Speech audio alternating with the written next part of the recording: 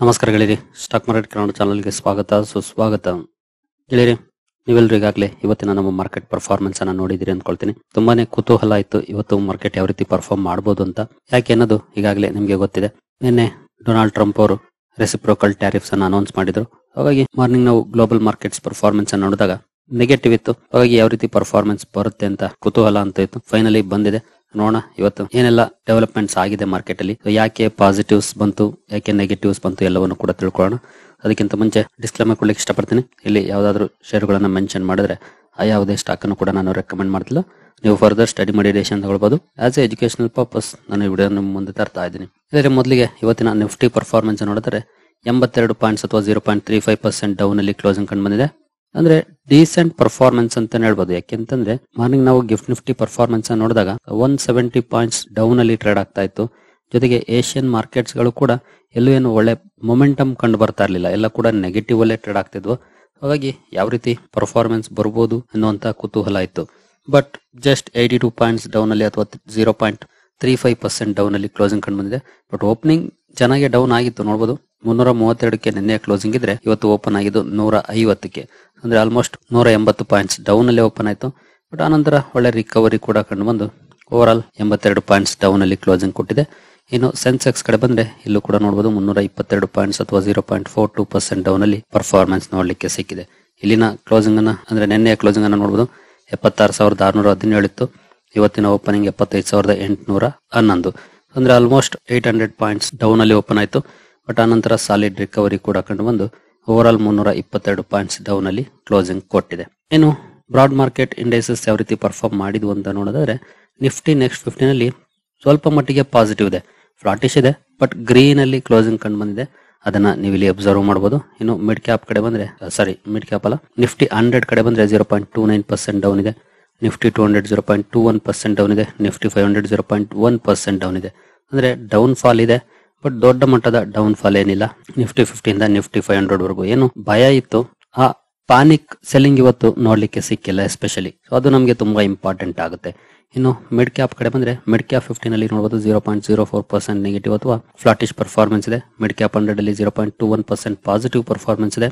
Mid cap 150 ನಲ್ಲಿ 0.2% positive performance ಇದೆ. ಅಂದ್ರೆ ಮಿಡ್ ಕ್ಯಾಪ್ ಅಲ್ಲಿ ಸ್ವಲ್ಪ ಮಟ್ಟಿಗೆ ಪಾಸಿಟಿವ್ ಪರ್ಫಾರ್ಮೆನ್ಸ್ ನೋಡ್ಲಿಕ್ಕೆ ಸಿಕ್ಕಿದೆ. ಇನ್ನು ಸ್ಮಾಲ್ ಕ್ಯಾಪ್ ಕಡೆ ಬಂದ್ರೆ ಅಲ್ಲಿ ನೋಡಬಹುದು ಸ್ಮಾಲ್ ಕ್ಯಾಪ್ 100 ಅಲ್ಲಿ 0.58% ಪಾಸಿಟಿವ್ ಇದೆ. ಸ್ಮಾಲ್ ಕ್ಯಾಪ್ 50 0.68% ಪಾಸಿಟಿವ್ ಇದೆ. ಸ್ಮಾಲ್ ಕ್ಯಾಪ್ 250 0.7% ಪಾಸಿಟಿವ್ ಇದೆ. ಇಲ್ಲಿ ಒಳ್ಳೆ ಪರ್ಫಾರ್ಮೆನ್ಸ್ ಬಂದಿದೆ. More than 0.5% positive performance small cap ಅಲ್ಲಿ ನೋಡ್ಲಿಕ್ಕೆ ಸಿಕ್ಕಿದೆ. ಅಂದ್ರೆ ಲಾರ್ಜ್ ಕ್ಯಾಪ್ ಮಿಡ್ ಕ್ಯಾಪ್ ಗೆ ಕಂಪೇರ್ ಮಾಡಿದ್ರೆ ಸ್ಮಾಲ್ ಕ್ಯಾಪ್ ಅಲ್ಲಿ ಇವತ್ತು ಒಳ್ಳೆ ಪರ್ಫಾರ್ಮೆನ್ಸ್ ನೋಡ್ಲಿಕ್ಕೆ ಸಿಕ್ಕಿದೆ.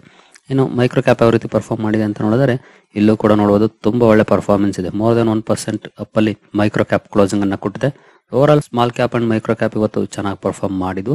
ಇನ್ನು ಸೆಕ್ಟೋರಲ್ ಇಂಡೈಸಸ್ ಗಳ ಪರ್ಫಾರ್ಮೆನ್ಸ್ ಕಡೆ ಬಂದ್ರೆ ನಿಫ್ಟಿ ಬ್ಯಾಂಕ್ ಅಲ್ಲಿ ಒಳ್ಳೆ ಪರ್ಫಾರ್ಮೆನ್ಸ್ ಇದೆ. ನಿಯರ್ಲಿ 0.5% ಪಾಸಿಟಿವ್ ಅಲ್ಲಿ ಕ್ಲೋಸಿಂಗ್ ಅನ್ನು ಕೊಟ್ಟಿದೆ. ಫೈನಾನ್ಷಿಯಲ್ ಸರ್ವಿಸಸ್ 0.1% ಡೌನ್ ಅಲ್ಲಿ ಕ್ಲೋಸಿಂಗ್ ಅನ್ನು ಕೊಟ್ಟಿದೆ. ಇನ್ನು ಆಟೋಗೆ ಬಂದ್ರೆ ಆಟೋ ಮೋರ್ ದನ್ 1% ಡೌನ್ ಇದೆ. ಬಿಕಾಸ್ ಆಫ್ ಟ್ಯಾರಿಫ್ಸ್ ಸ್ವಲ್ಪ ಇಂಪ್ಯಾಕ್ಟ್ ಆಗಿದೆ ಆಟೋ ಸೆಕ್ಟರ್ ನ ಮೇಲೆ. ಇನ್ನು FMCG ಸ್ವಲ್ಪ ಮಟ್ಟಿಗೆ ಪಾಸಿಟಿವ್ ಇದೆ. ಬಟ್ ಹೆವಿ ಸೆಲ್ಲಿಂಗ್ ಕಂಡು ಬಂದಿದ್ದು ಅಂತಂದ್ರೆ ಅಥವಾ ಪಾನಿಕ್ ಸೆಲ್ಲಿಂಗ್ ಕಂಡು ಬಂದಿದ್ದು ಅಂತಂದ್ರೆ ಅದು IT ಸೆಕ್ಟರ್ ಅಲ್ಲಿ ನೋಡಬಹುದು 4.21% ಡೌನ್ ಅಲ್ಲಿ IT ಸೆಕ್ಟರ್ ಕ್ಲೋಸಿಂಗ್ ಅನ್ನ ಕೊಟ್ಟಿದೆ. ಭರ್ಜರಿ ನೆಗೆಟಿವ್ ಇಂಪ್ಯಾಕ್ಟ್ ಇವತ್ತು IT ಸೆಕ್ಟರ್ ಅಲ್ಲಿ ನೋಡ್ಲಿಕ್ಕೆ ಸಿಕ್ಕಿದೆ. ಮೀಡಿಯಾ ಚೆನ್ನಾಗಿ ಪರ್ಫಾರ್ಮ್ ಮಾಡಿದೆ. ಮೆಟಲ್ ಕೂಡ ಡೌನ್ ಇದೆ, 0.82% ಡೌನ್ ಅಲ್ಲಿ ಕ್ಲೋಸಿಂಗ್ ಅನ್ನ ಕೊಟ್ಟಿದೆ. ಫಾರ್ಮಾ ಚೆನ್ನಾಗಿ ಪರ್ಫಾರ್ಮ್ ಮಾಡಿದೆ, 2.25%. ಮಾರ್ನಿಂಗ್ ಒಂದು ಪಾಯಿಂಟ್ ಅನ್ನು ಮೆನ್ಷನ್ ಮಾಡಿದೆ ಫಾರ್ಮಾಗೆ ಸಂಬಂಧಪಟ್ಟಂತೆ ಅನೌನ್ಸ್ಮೆಂಟ್ ಗಳ ಬಗ್ಗೆ. ಬಟ್ ಮುಂದುವರೆದು ನೋಡೋಣ, ಸ್ವಲ್ಪ ಡೀಟೇಲ್ ಆಗಿ ತಿಳ್ಕೊಳ್ಳೋಣ ಅದ್ರ ಬಗ್ಗೆ. ಇನ್ನು PSU ಬ್ಯಾಂಕ್ ಗಳಲ್ಲೂ ಕೂಡ ತುಂಬಾ ಒಳ್ಳೆ ಪರ್ಫಾರ್ಮೆನ್ಸ್ ಇದೆ. ಇವತ್ತು ನಿಯರ್ಲಿ 2% ಪಾಸಿಟಿವ್ ಇದೆ. ಪ್ರೈವೇಟ್ ಬ್ಯಾಂಕ್ಸ್ ಅಲ್ಲಿ 0.32% ಪಾಸಿಟಿವ್ ಇದೆ. ರಿಯಾಲಿಟಿ ಫ್ಲಾಟ್ ಇದೆ. ಹೆಲ್ತ್ ಕೇರ್ ನೋಡಬಹುದು ನಿಯರ್ಲಿ 2% ಪಾಸಿಟಿವ್ ಪರ್ಫಾರ್ಮೆನ್ಸ್ ಬಂದಿದೆ. ಕನ್ಸ್ಯೂಮರ್ ಡ್ಯೂರಬಲ್ 0.35% ಪಾಸಿಟಿವ್ ಇದೆ. ಆಯಿಲ್ ಅಂಡ್ ಗ್ಯಾಸ್ 0.5% ಡೌನ್ ಅಲ್ಲಿ ಕ್ಲೋಸಿಂಗ್ ಅನ್ನ ಕೊಟ್ಟಿದೆ. ಓವರ್ ಆಲ್ ಇವತ್ತು ಮಿಕ್ಸ್ಡ್ ಪರ್ಫಾರ್ಮೆನ್ಸ್ ಇದೆ. ಕೆಲವು ಸೆಕ್ಟರ್ಸ್ ಅಂಡರ್ ಪರ್ಫಾರ್ಮೆನ್ಸ್ ಅನ್ನ ಮಾಡಿದ್ದಾವೆ. ಅಂದ್ರೆ ಟ್ಯಾರಿಫ್ ಅನೌನ್ಸ್ಮೆಂಟ್ ಏನ್ ಬಂದಿತ್ತು, ಎಲ್ಲಿ ಹೆಚ್ಚು ಇಂಪ್ಯಾಕ್ಟ್ ಆಗಬಹುದು ಅನ್ಸುತ್ತೋ ಅಲ್ಲಿ ಡೌನ್ ಫಾಲ್ ನೋಡ್ಲಿಕ್ಕೆ ಸಿಕ್ಕಿದೆ, ಪಾನಿಕ್ ಸೆಲ್ಲಿಂಗ್ ನೋಡ್ಲಿಕ್ಕೆ ಸಿಕ್ಕಿದೆ. ಇಂಪ್ಯಾಕ್ಟ್ ಕಡಿಮೆ ಆಗುತ್ತೆ ಅನ್ನೋಂತ ಕಡೆ ಪಾಸಿಟಿವ್ ಪರ್ಫಾರ್ಮೆನ್ಸ್ ಕೂಡ ನೋಡ್ಲಿಕ್ಕೆ ಸಿಕ್ಕಿದೆ ಇವತ್ತು. ಹಾಗಾದ್ರೆ ಕೆಲವು ಸೆಕ್ಟರ್ಸ್ ಅಲ್ಲಿ ಎಸ್ಪೆಷಲಿ IT ಸೆಕ್ಟರ್ ಅಲ್ಲಿ ಯಾಕೆ ಇಷ್ಟು ದೊಡ್ಡ ಮಟ್ಟದ ಡೌನ್ ಫಾಲ್ ನೋಡ್ಲಿಕ್ಕೆ ಸಿಕ್ತು, ಹಾಗೆ ಯಾಕೆ ಫಾರ್ಮಾ ಸೆಕ್ಟರ್ ಅಲ್ಲಿ ಪಾಸಿಟಿವ್ ಪರ್ಫಾರ್ಮೆನ್ಸ್ ನೋಡ್ಲಿಕ್ಕೆ ಸಿಕ್ತು ಅಂತ ನೋಡೋಣ.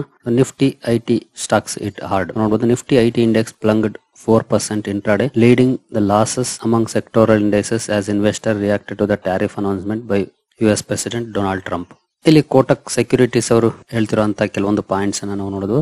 We anticipate a sequential revenue decline for large IT service firms due to seasonality, fewer billing days and a slight dip in demand. Especially ಇವರು ಪಾಯಿಂಟ್ ಔಟ್ ಮಾಡ್ತಿರೋದು ಟ್ಯಾರಿಫ್ ಅನ್ನ ಹೆಚ್ಚಿಗೆ point out ಮಾಡ್ತಾ ಇಲ್ಲ, ಟ್ಯಾರಿಫ್ಸ್ ನ ಡೈರೆಕ್ಟ್ ಇಂಪ್ಯಾಕ್ಟ್ ಗಿಂತ indirect impact ಗಳ ಬಗ್ಗೆ ಇವರು ಪಾಯಿಂಟ್ ಔಟ್ ಮಾಡ್ತಿದ್ದಾರೆ ಅಂತ ಹೇಳ್ಬೋದು.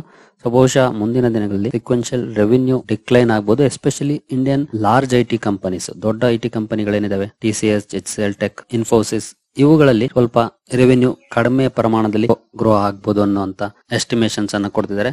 ಜೊತೆಗೆ ಇದು ಡ್ಯೂ ಟು ಸೀಸನಾಲಿಟಿ ಅಂತ ಹೇಳ್ತಾರೆ. ಯೂಶಲಿ ಕೆಲವು ಸೀಸನ್ಸ್ ಅಲ್ಲಿ ಡೌನ್ ಇರುತ್ತೆ ಪರ್ಫಾರ್ಮೆನ್ಸ್, ಆ ಡೌನ್ ಪರ್ಫಾರ್ಮೆನ್ಸ್ ಬರ್ಬೋದು ಅಂತ. ಹಾಗೆ fewer billing days and slight dip in demand, demand ಅಲ್ಲೂ ಕೂಡ ಡಿಪ್ ಆಗ್ಬೋದು ಅನ್ನೋಂತ ಎಕ್ಸ್ಪೆಕ್ಟೇಷನ್ ಮೇಲೆ ಇವರು ಈ ಮಾತುಗಳನ್ನ ಹೇಳ್ತಿದ್ದಾರೆ. ಜೊತೆಗೆ ನೋಡುವುದು, ಈ added that weakening US economy and macro economic concerns could weigh on Q4 FY25 earnings and FY26 outlook. ಅಂದ್ರೆ ಈಗಾಗಲೇ ಸ್ವಲ್ಪ ಟ್ರಬಲ್ ಅಲ್ಲಿ ಇದೆ ಎಕಾನಮಿ, ಎಸ್ಪೆಷಲಿ US ಎಕಾನಮಿ. ಅದರಲ್ಲೂ ಈ ಟ್ರಂಪ್ ಟ್ಯಾರಿಫ್ಸ್ ಇನ್ನು ಒಂದಷ್ಟು ಟ್ರಬಲ್ಸ್ ಅನ್ನ ಹೆಚ್ಚು ಮಾಡಬಹುದು ಅನ್ನೋಂತ ಎಕ್ಸ್ಪೆಕ್ಟೇಷನ್ಸ್ ಇದೆ. ಹಾಗಾಗಿ ಆ ಎಕ್ಸ್ಪೆಕ್ಟೇಷನ್ಸ್ ಮುಖಾಂತರ ನೋಡಿದ್ರೆ ಮುಂದಿನ ವರ್ಷದ ಪರ್ಫಾರ್ಮೆನ್ಸ್ ಏನಿದೆ ಅಂದ್ರೆ ಇವತ್ತಿಂದ ಅಂದ್ರೆ ಏಪ್ರಿಲ್ 1ನೇ ತಾರೀಕಿಂದ ಏನ್ ಶುರುವಾಗಿದೆ ಈ ಫೈನಾನ್ಷಿಯಲ್ ಇಯರ್ 26, ಈ ವರ್ಷದ ಪರ್ಫಾರ್ಮೆನ್ಸ್ ಡೌನ್ ಆಗ್ಬೋದು ಅನ್ನೋಂತ ಮಾತನ್ನು ಕೂಡ ಇವರು ಹೇಳ್ತಿದ್ದಾರೆ. ಎಸ್ಪೆಷಲಿ ಔಟ್ಲುಕ್, ಯೂಶುವಲಿ ನಿಮ್ಗೆ ಗೊತ್ತಿದೆ ಔಟ್ಲುಕ್ ನ ಮೇಲೆ ಪರ್ಫಾರ್ಮೆನ್ಸ್ ಡಿಪೆಂಡ್ ಆಗೋದು. ಕೆಲವು ಸಲ ನಾವು ಪರ್ಫಾರ್ಮೆನ್ಸ್ ಅನ್ನ ನೋಡ್ತೀವಲ್ಲ, ಕಂಪನಿಯ ರಿಸಲ್ಟ್ ಬಂದಿರುತ್ತೆ, ರಿಸಲ್ಟ್ ಚೆನ್ನಾಗಿರುತ್ತೆ, ಔಟ್ಲುಕ್ ಡೌನ್ ಇರುತ್ತೆ, ಹಾಗಾಗಿ ಇಮಿಡಿಯೇಟ್ಲಿ ಸ್ಟಾಕ್ ಡೌನ್ ಆಗುತ್ತೆ. ಕೆಲವು ಸಲ ರಿಸಲ್ಟ್ ಚೆನ್ನಾಗಿರೋದಿಲ್ಲ ಬಟ್ ಔಟ್ಲುಕ್ ಪಾಸಿಟಿವ್ ಇರುತ್ತೆ, ಇಮಿಡಿಯೇಟ್ಲಿ ಸ್ಟಾಕ್ ಅಪ್ ಆಗುತ್ತೆ. ಯಾಕೆಂತಂದ್ರೆ ಮಾರ್ಕೆಟ್ ಯಾವತ್ತೂ ಅಡ್ವಾನ್ಸ್ ಆಗಿ ಮೂವ್ ಆಗೋದು. ಮುಂದಿನ ವರ್ಷ ಡೌನ್ ಆಗುತ್ತೆ ಕಂಪನಿಯ ರೆವಿನ್ಯೂ ಅಂದ್ರೆ ಈ ವರ್ಷನೇ ಡೌನ್ ಆಗ್ತವೆ ಸ್ಟಾಕ್ ಪ್ರೈಸಸ್. ಮುಂದಿನ ವರ್ಷದ ತನಕ ಕಾಯೋದಿಲ್ಲ, ಅಡ್ವಾನ್ಸ್ ಆಗಿ ರಿಯಾಕ್ಟ್ ಮಾಡುತ್ತೆ. ಈಗ ಆಗ್ತಿರೋದು ಅದೇ, ಸ್ವಲ್ಪ ಅಡ್ವಾನ್ಸ್ ಆಗಿ ರಿಯಾಕ್ಟ್ ಮಾಡ್ತಿದೆ ಅಂತಾನೆ ಹೇಳ್ಬೋದು. ಇನ್ನು ಕೆಮಿಕಲ್ ಸ್ಟಾಕ್ಸ್ ಕೂಡ ಇವತ್ತು ಪ್ರೆಷರ್ ಅಲ್ಲಿ ನೋಡ್ಲಿಕ್ಕೆ ಸಿಕ್ಕಿದೆ. ನೋಡಬಹುದು, shares of domestic chemical manufacturers also took a hit after US imposed the 27% reciprocal tariffs on India. The move is expected to dent Indian exports and squeeze profit margins. The sector had been paying an import duty of 3.5% at present, making the sudden jump a significant challenge for exporters. 3.5% ಇರುವಂತ tariffs 27% ಹೋಗುತ್ತೆ ಅಂತಂದ್ರೆ obviously ಕಂಪನಿಗಳ ಮೇಲೆ ಒಂದಷ್ಟು impact ಆದೇ ಆಗುತ್ತೆ. ಹಾಗಾಗಿ chemical stocks ಕೂಡ ಇವತ್ತು ಪ್ರೆಷರ್ ಅಲ್ಲಿ ನೋಡ್ಲಿಕ್ಕೆ ಸಿಕ್ಕಿದೆ. ಇನ್ನು ಫಾರ್ಮಾ ಸ್ಟಾಕ್ಸ್ ಗಳಲ್ಲಿ ಒಳ್ಳೆ ಪರ್ಫಾರ್ಮೆನ್ಸ್ ಬಂದಿದೆ. ಅದಕ್ಕೆ ಕಾರಣ ಏನು ಅಂತ ನೋಡಿದ್ರೆ ನೋಡಬಹುದು, however emerged as a bright spots pharmaceutical stocks after the White House exempted pharmaceutical products from the tariff hike. ಸದ್ಯದ ಮಟ್ಟಿಗೆ ಎಕ್ಸೆಂಪ್ಷನ್ ಕೊಟ್ಟಿದ್ದಾರೆ, ಬಟ್ ಮುಂದಿನ ದಿನಗಳಲ್ಲಿ ಅದಕ್ಕೂ ಕೂಡ ಒಂದಷ್ಟು ತೆರಿಗೆಯನ್ನ ಹಾಕಬಹುದು. ಈಗ ಎಕ್ಸೆಂಪ್ಷನ್ ಕೊಟ್ಟಿದ್ದಾರೆ ಅಂದ ತಕ್ಷಣ ಅದು ನಿಲ್ಲಾಯ್ತು ಅಂತಲ್ಲ, ಪಾಸಿಬಿಲಿಟೀಸ್ ಅಂತೂ ಇದ್ದೇ ಇದೆ. ಅವರು ಏನನ್ನ ನೋಡ್ತಿದ್ದಾರೆ ಅಂತಂದ್ರೆ ನಮಗೆ ಇಂಪಾರ್ಟೆಂಟ್ ಆಗಿ ಬೇಕಾಗಿರುವಂತದ್ದೇನು, ಬೇಕೇ ಬೇಕು ಅನ್ನುವಂಥದ್ದು ಅಥವಾ ನಮ್ಮಲ್ಲಿ ಉತ್ಪಾದನೆ ಮಾಡ್ಕೊಳ್ಬಹುದು ಅನ್ನುವಂಥದ್ದು, ಇವುಗಳನ್ನ ಕ್ಯಾಲ್ಕುಲೇಟ್ ಮಾಡ್ತಿದ್ದಾರೆ. ಆನಂತರ ಬಹುಶಃ ಅನೌನ್ಸ್ಮೆಂಟ್ ಬಂದ್ರು ಬರ್ಬೋದು, but as of now exemption ಅನ್ನ ಕೊಟ್ಟಿದ್ದಾರೆ.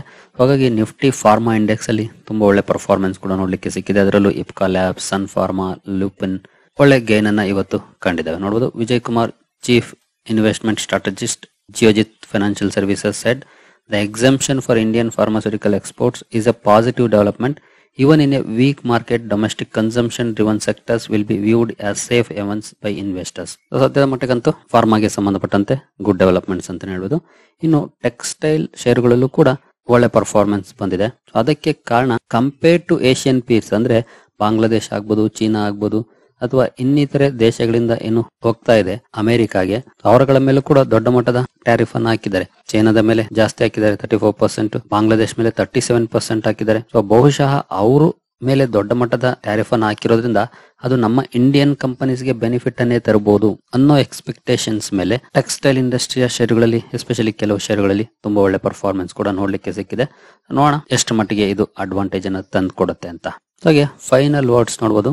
Despite near-term concerns, analysts believe that India will successfully navigate the tariff challenge and could even benefit from the impact on its Asian peers. ಅಂದ್ರೆ China ಅಥವಾ ಬೇರೆ Asian countries ಏನಿದಾವೆ ಅವುಗಳ loss ಭಾರತದ gain ಆಗಬಹುದು ಅನ್ನೋಂತ expectations ಜಾಸ್ತಿ ಇದೆ. ಹಾಗಾಗಿನೇ ನಮ್ಮ ಮಾರ್ಕೆಟ್ ಅಲ್ಲಿ ಇವತ್ತೇನಂತ ದೊಡ್ಡ ಮಟ್ಟದ ರಿಯಾಕ್ಷನ್ ಬಂದಿಲ್ಲ. ಯಾಕಂದ್ರೆ ಈಗಾಗಲೇ ಮಾರ್ಕೆಟ್ ಒಳ್ಳೆ ಕರೆಕ್ಷನ್ ಅನ್ನ ಕಂಡಿತ್ತು. ಎಸ್ಪೆಷಲಿ ಏನ್ ಬರುತ್ತೆ ಅನ್ನೋಂತ ಕುತೂಹಲ ಇತ್ತು, ಎಷ್ಟು ಹಾಕ್ಬೋದು ಇವರು ಅಂತಾನ. ಈಗ ಕ್ಲಾರಿಟಿ ಸಿಕ್ಕಿದೆ ಮಾರ್ಕೆಟ್ಗೆ, 26% ಅಂತ. ಸೊ ಇನ್ನು ಮೇಲೆ ಕ್ಯಾಲ್ಕುಲೇಷನ್ಸ್ ಜಾಸ್ತಿ ಆಗುತ್ತೆ. ಎಲ್ಲಿ ಹೊಡೆತ ಬೀಳ್ಬೋದು, ಎಲ್ಲಿ ಅಡ್ವಾಂಟೇಜ್ ಆಗ್ಬೋದು, ಈ ಎಲ್ಲವೂ ಕೂಡ ಕ್ಯಾಲ್ಕುಲೇಷನ್ಸ್ ಇನ್ನು ದೊಡ್ಡ ಮಟ್ಟದಲ್ಲಿ ಬರುತ್ತೆ. ಇವಾಗ ಇನ್ನೂ ಕ್ಲಾರಿಟಿ ಸಿಗುತ್ತೆ. ಒಟ್ಟಿನಲ್ಲಿ US ಇಂದ ಬರಬೇಕಾಗಿದ್ದಂತ ಒಂದು ಬಿಗ್ ನ್ಯೂಸ್ ಅಂತೂ ಬಂದಿದೆ ಮಾರ್ಕೆಟ್ಗೆ. ಇನ್ನೇನಿದ್ರು ಬೇರೆ ಲೆಕ್ಕಾಚಾರಗಳು, ಎಸ್ಪೆಷಲಿ Q4 ರಿಸಲ್ಟ್ಸ್, ಆ ಲೆಕ್ಕಾಚಾರಗಳ ಮೇಲೆ ಮಾರ್ಕೆಟ್ ಪರ್ಫಾರ್ಮೆನ್ಸ್ ಇನ್ ಮುಂದೆ ಡಿಪೆಂಡ್ ಆಗುತ್ತೆ. ನೋಡೋಣ. ಇವತ್ತಿನ ಪರ್ಫಾರ್ಮೆನ್ಸ್ ನೋಡಿದ್ರೆ ಬಹುಶಃ ಮಾರ್ಕೆಟ್ ರಿಬೌಂಡ್ ಆಗ್ಬೋದು ಅನ್ನುವಂತ ಲಕ್ಷಣವನ್ನ ತೋರಿಸ್ತಿದೆ. ಬಟ್ ರಿಬೌಂಡ್ ಆಗ್ಲಿಕ್ಕೆ ಇಂಪಾರ್ಟೆಂಟ್ ಆಗಿ ಬೇಕಾಗಿರೋದು ರಿಸಲ್ಟ್ಸ್ ಅಲ್ಲೂ ಕೂಡ ಒಳ್ಳೆ ಡೆವಲಪ್ಮೆಂಟ್ಸ್ ಕಂಡು ಬಂದ್ರೆ ಖಂಡಿತ ಮಾರ್ಕೆಟ್ ಅಲ್ಲಿ ಒಳ್ಳೆ ಬೌನ್ಸ್ ಬ್ಯಾಕ್ ಅನ್ನ ನಾವು ಎಕ್ಸ್ಪೆಕ್ಟ್ ಮಾಡಬಹುದು. ನೋಡೋಣ. ಒಂದಕ್ಕೆ ಸಂಬಂಧಪಟ್ಟಂತೆ ಕ್ಲಾರಿಟಿ ಸಿಕ್ಕಿದೆ, ಇನ್ನೊಂದು ರಿಸಲ್ಟ್ ಬಗ್ಗೆ ಕೂಡ ಕ್ಲಾರಿಟಿ ಸಿಕ್ಬಿಟ್ರೆ ಬಹುಶಃ ಮಾರ್ಕೆಟ್ ಮೂಡನ್ನ ನಿರ್ಧಾರ ಮಾಡೋದು ಈಸಿ ಆಗಬಹುದು. ಸರಿ ಗೆಳೆಯರಿ, ಯಾಕೆ IT ಸ್ಟಾಕ್ ಗಳಲ್ಲಿ ಸ್ವಲ್ಪ ಮಟ್ಟಿಗೆ ಕ್ರಾಶ್ ರೀತಿ ಪರ್ಫಾರ್ಮೆನ್ಸ್ ನೋಡ್ಲಿಕ್ಕೆ ಸಿಕ್ತು, ಯಾಕೆ ಫಾರ್ಮಾ ಷೇರುಗಳಲ್ಲಿ ಪಾಸಿಟಿವ್ ಪರ್ಫಾರ್ಮೆನ್ಸ್ ಕಂಡು ಬಂತು, ಇದೆಲ್ಲದಕ್ಕೂ ಕೂಡ ಕಾರಣ ನಿಮ್ಗೆ ಗೊತ್ತಾಗಿದೆ ಅಂದ್ಕೊಳ್ತೀನಿ. ಮುಂದಿನ ವಿಡಿಯೋದಲ್ಲಿ ಸಿಗೋಣ. ಅಲ್ಲಿವರೆಗೂ ಜೈ ಹಿಂದ್, ಜೈ ಕರ್ನಾಟಕ.